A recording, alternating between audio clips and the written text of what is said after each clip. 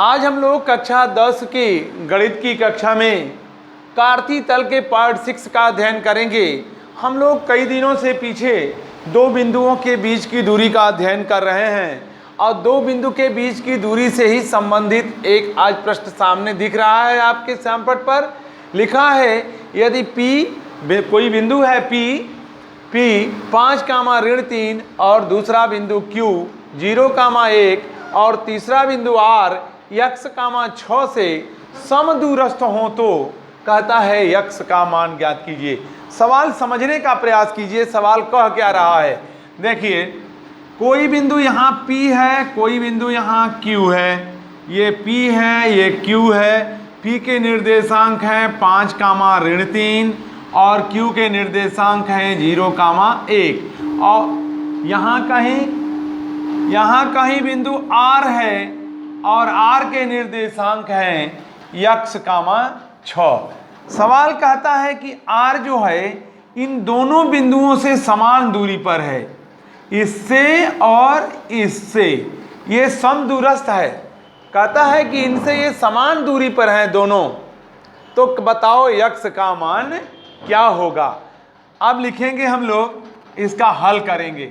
यहाँ हल लिखेंगे यदि बिंदु P व Q से समान दूरी पर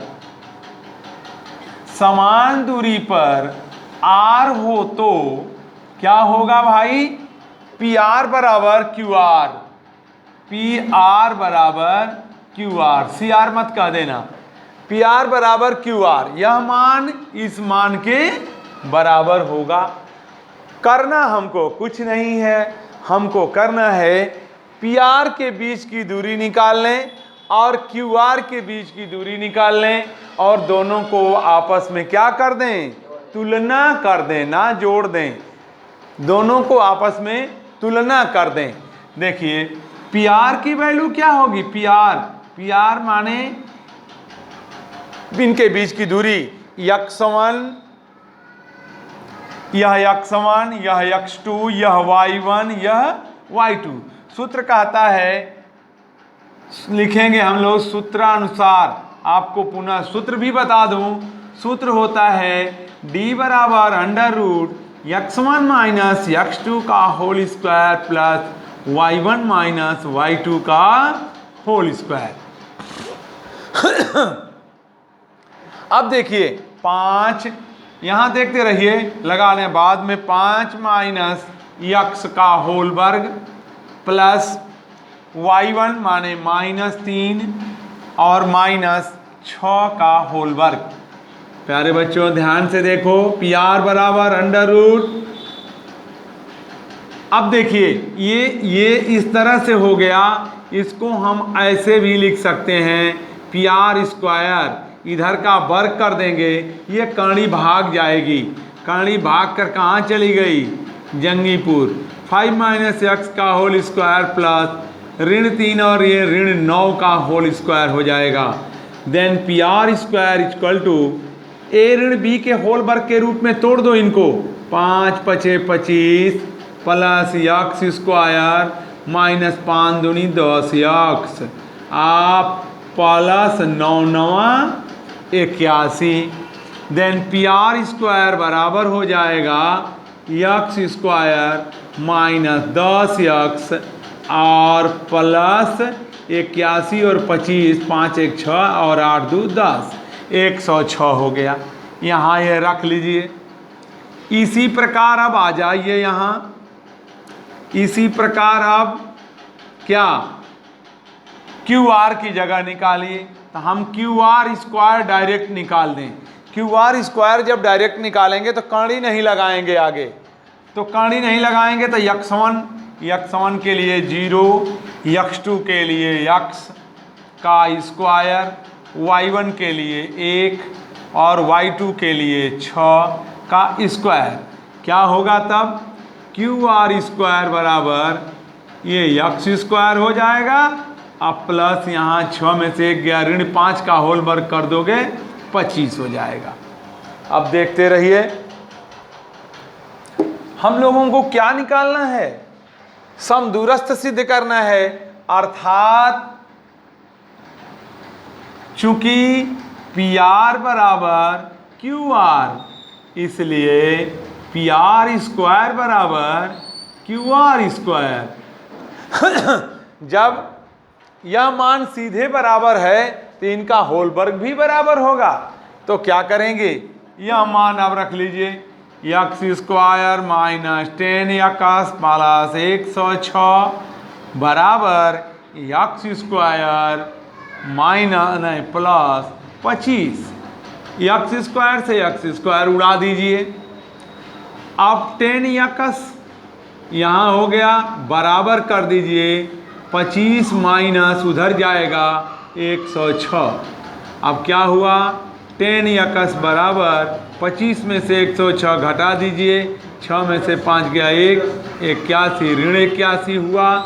या हम यकस बराबर कह दें तो ऋण 81 बटा ऋण 10, देन यक्स बराबर हो जाएगा 8.1। This is answer. यह मान निकल जाएगा, दशमलव में आ गया। यह भी एक अजीब सी बात लग रही है, कहीं गलत तो नहीं हुआ है? नहीं गलत हुआ है। 5 माइनस एक्स का होल स्क्वायर हुआ है, ऋण 3 माइनस ऋण 6 का होल वर्ग हुआ है। ठीक है, ऋण 9 हो जाएगा।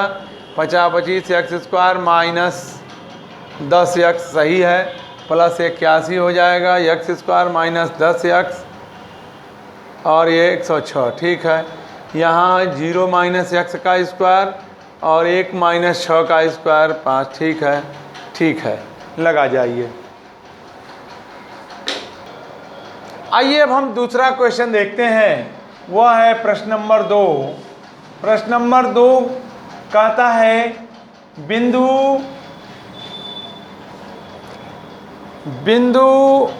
1,5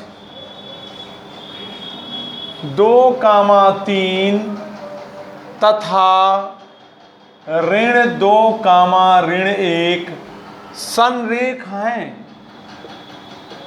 संरेख हैं, यह बहुत ही महत्वपूर्ण सवाल है। इस संरेख को सिद्ध करने के लिए हमारे पास 2-3 विधियां हैं।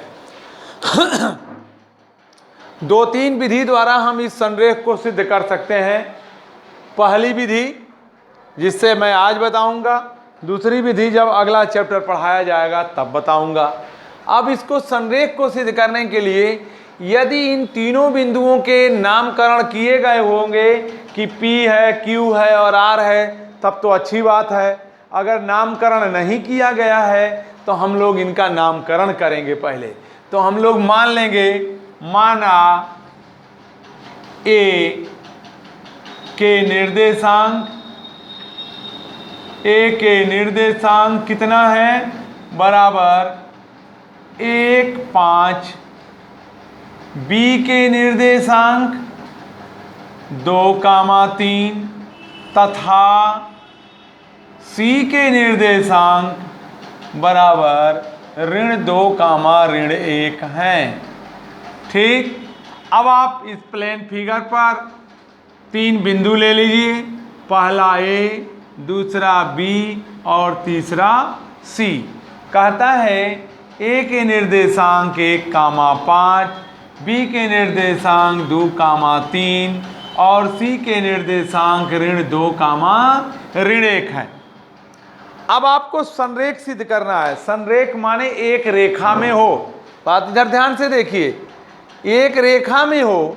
एक रेखा में संरेख सिद्ध करने के लिए हमको अब क्या करना होगा, संरेख सिद्ध करने हेतु क्या होना चाहिए, यह AB के बीच की दूरी का मान BC के बीच की दूरी को मान को जोड़ा जाए तो AC के मान के बराबर होना चाहिए।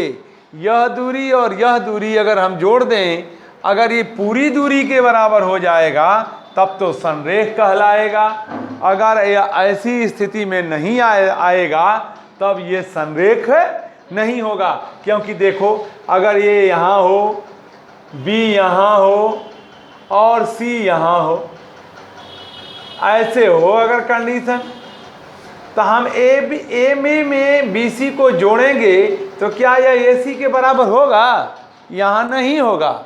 इसलिए संरेख यह तभी होगा, संरेख ये तभी हो सकते हैं जब ये ए बी और बी सी के का योगफल ए सी के मान के बराबर हो जाए। ऐसी कंडीशन में हम लोग अब यहाँ आते हैं, ए बी बराबर निकालते हैं। ए बी के बीच की दूरी हम लोग निकालते हैं। ए बी के बीच की दूरी सूत्र हमारा होता है x1 माइनस x2 1 माइनस 2 का होल वर्ग plus y1 minus y2 5 minus 3 का होल वर्ग। तो ए बी बराबर क्या होगा भाई? अंडर रूट ऋण 1 का होल वर्ग हो जाएगा, धन यहाँ क्या होगा? 2 का होल वर्ग हो जाएगा। तो ए बी बराबर हो जाएगा 1 धन 4। करणी में ए बी का मान होगा करणी में 5 मात्रक।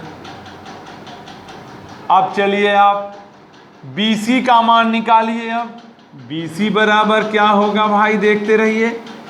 2 करणी में ले लेंगे, 2 माइनस माइनस 2 लिखने का तरीका ये है, देखो x1 माइनस x2 लिखना है, ये ऋण है तो ऐसे लिखेंगे, प्लस y1 माने 3 माइनस माइनस 1 का होल वर्ग ऐसे लिखेंगे भाई।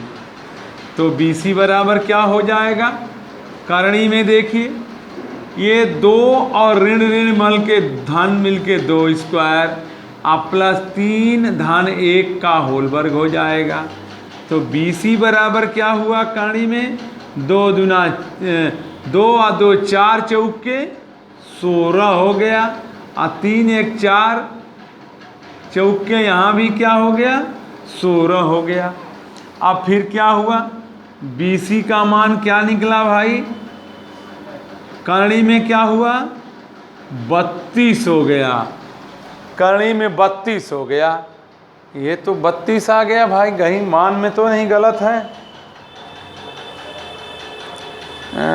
1 5 2 3 और ऋण 2 ऋण 1, ठीक है चलिए कोई बात नहीं है।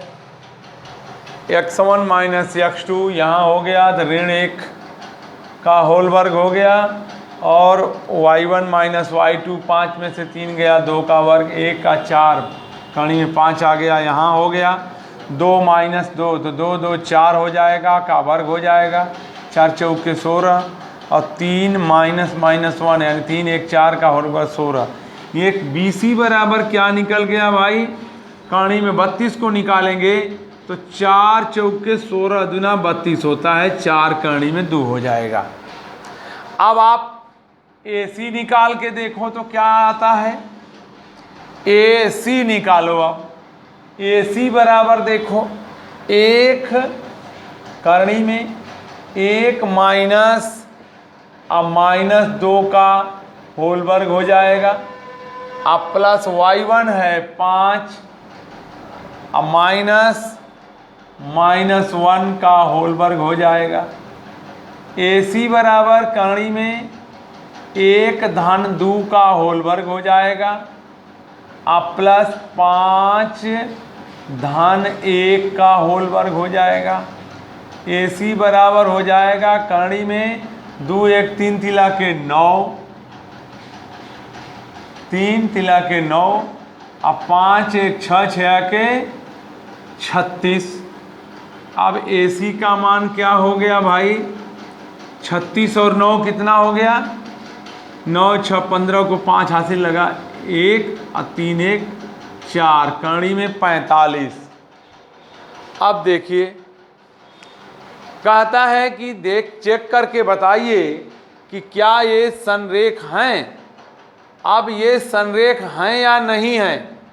अगर यह ए बी का मान बी सी के मान के साथ जोड़ा जाता और जोड़ने पर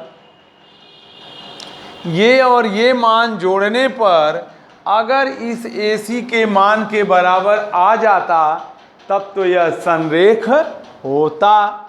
और यदि यह मान इनके बराबर नहीं आ रहा है तो ये संरेख नहीं है। इसलिए यहाँ लिखोगे ए बी धन B C not equal to A C, not equal to A C. अतः उपरोक्त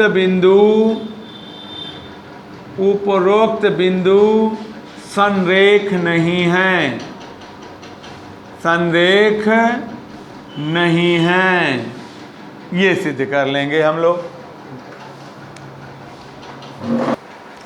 इसी प्रकार हम लोग इस पार्ट के आधार पर इन 4 क्वेश्चनों को हल करेंगे।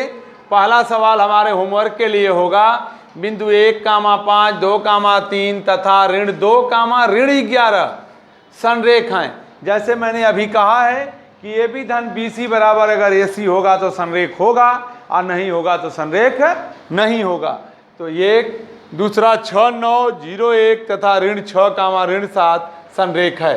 वैसे ही ये भी है, वैसे ये भी है। 4 सवाल आपके होमवर्क के लिए दिए जा रहे हैं, आप इन्हें लगाएंगे। अगर कहीं दिक्कत होगी तो मैं निश्चित रूप से कल इसे पुनः बताऊंगा।